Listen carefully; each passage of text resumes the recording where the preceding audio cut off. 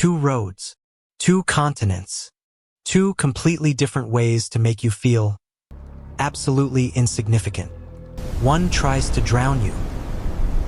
The other tries to erase you.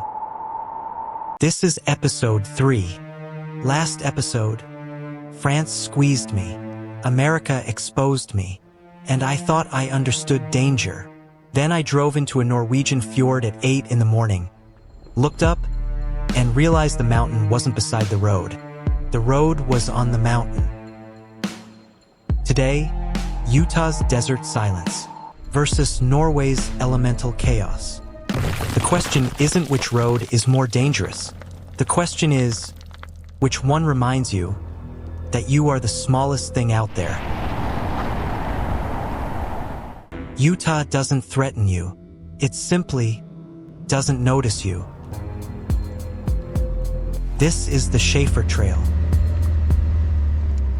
It was originally built for uranium trucks, which tells you something important. It was never designed with surviving tourists as a priority. There are no guardrails here. There are no warning signs here.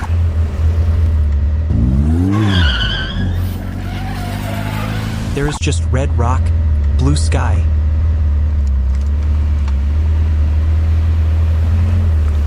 and the very specific silence of a road asking, "Are you sure about this?" I was not sure about this.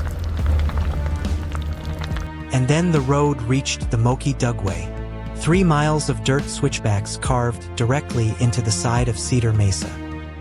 No guardrails, no pavement, just gravity and confidence, or at least the appearance of confidence. Because the first thing you notice up there isn't the height, it's the exposure. There is something deeply unnatural about seeing that much empty space beside your door. Your brain keeps trying to correct it. It feels temporary, like the road shouldn't exist there at all. The Dugway drops 1,100 feet in just 3 miles, and on some corners, the road barely feels wide enough for a single mistake. If another vehicle appears around the bend, one of you backs up, not metaphorically, literally. And that's when Utah becomes psychologically strange, because unlike France, there's nowhere for the fear to hide. No fog, no trees, no tunnel. The danger is fully visible the entire time, which should make it easier, but somehow it doesn't, because the human brain understands walls. It understands enclosed spaces. What it doesn't understand is the feeling of driving on the edge of open air for miles at a time. Out there, you don't feel hunted. You feel exposed to the entire planet. But then, and this is the Utah magic, the road flattens. And you're on a mesa the size of a small country. And the world opens up so wide, the horizon starts to curve. In France, I felt squeezed. In America's mountains, I felt exposed. In Utah, I felt deleted, in the most beautiful way possible.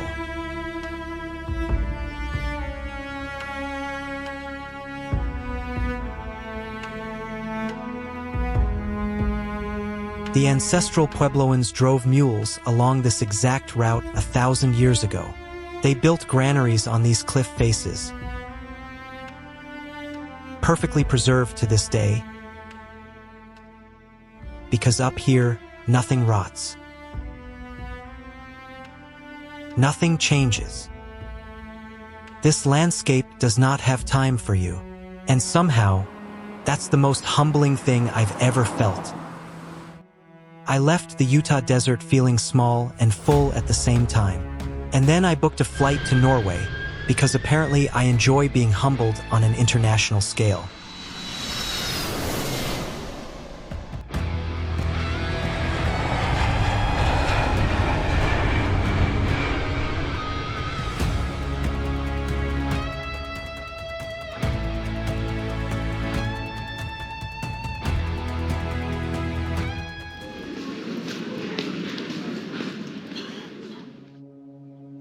Trollstigen. The Troll's Path. Even the name is a warning. The road was completed in 1936. It took 300 workers, 8 years, and one very optimistic engineer. It climbs 858 meters, that is higher than most ski resorts, in 18 kilometers. The Norwegians didn't build this road despite the waterfall. They built it through it on purpose. The legend says the original surveyor, a man called Knut Howlid, walked the route alone in winter, in the dark, with nothing but a lantern. When asked why he chose this specific line, through the waterfall over the cliff, he said, "Because the troll already knew the way." I don't know if that's history or folklore. But standing there with a waterfall landing on my windscreen at 8 in the morning, I chose to believe it.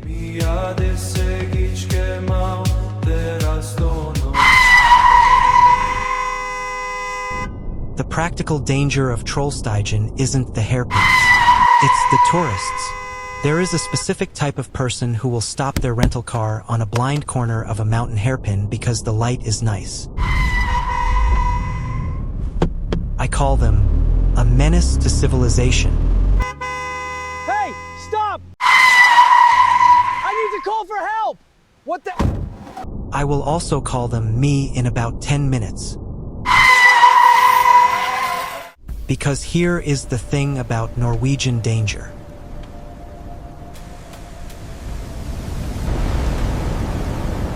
It's not a cliff you can see and respect. It's the weather.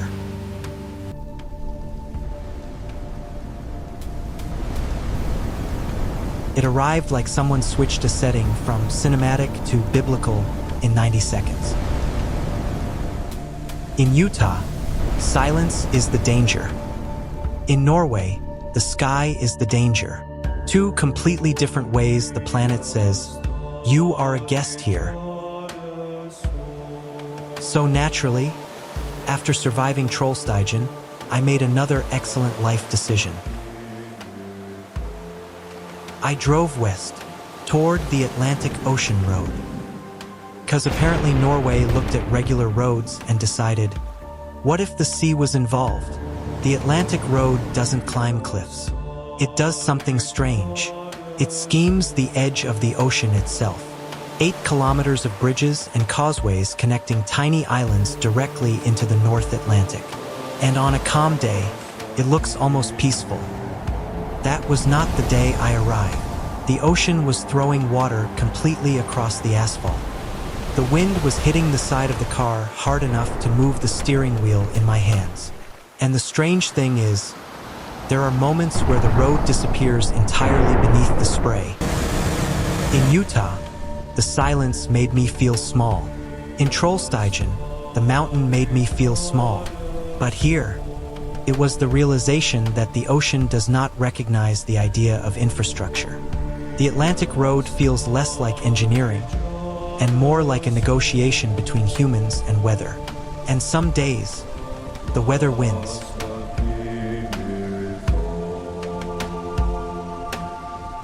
That's the thing I didn't expect about Norway. The roads don't conquer nature. They borrow time from it. So, Utah or Norway? Desert silence or elemental chaos? If we're talking about pure physical danger, Norway wins. And honestly, it's not even close. Trollstigen feels alive. The Atlantic Road feels temporary. The weather changes without warning. The waterfalls cross the road. Even the ocean occasionally decides the asphalt belongs to it now. Norway feels like nature is actively pushing back. But psychologically, Utah stayed with me longer. Because Utah never tried to scare me. It just removed everything. No trees, no barriers, no sound, no distraction, just distance. And after a while, that kind of emptiness starts doing something strange to your brain. You stop measuring yourself against other people, against schedules, against deadlines, against noise. Out there, the only scale left is geological. And suddenly your problems feel very temporary. Maybe that's why the desert felt heavier. And honestly, I still don't know which feeling stayed with me more. The road that fought me, or the road that barely noticed I was there. One overwhelmed me, the other erased me, and I'm not sure which one was more humbling. Episode 1 was discovery. Episode 2 was fear. But this was humility. Because the greatest roads don't make you feel fearless. They make you feel appropriately small. And I think we spend most of modern life trying to escape that feeling. We build bigger cities, faster networks, straighter roads. We organize the world until it feels manageable. Then a place like Utah or Norway reminds you that the planet was never designed around your comfort. The storms are older than you. The cliffs are older than you. The desert will outlive you by millions of years. And strangely, I didn't find that depressing. I found it calming, because for a few hours, I stopped feeling like the center of the story. I was just another small moving thing, crossing through something ancient.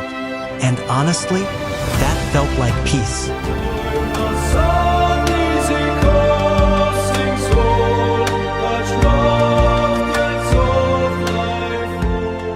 Small in Utah, soaked in Norway, and for a while, I thought I understood what these roads could take from you. But the next roads are different.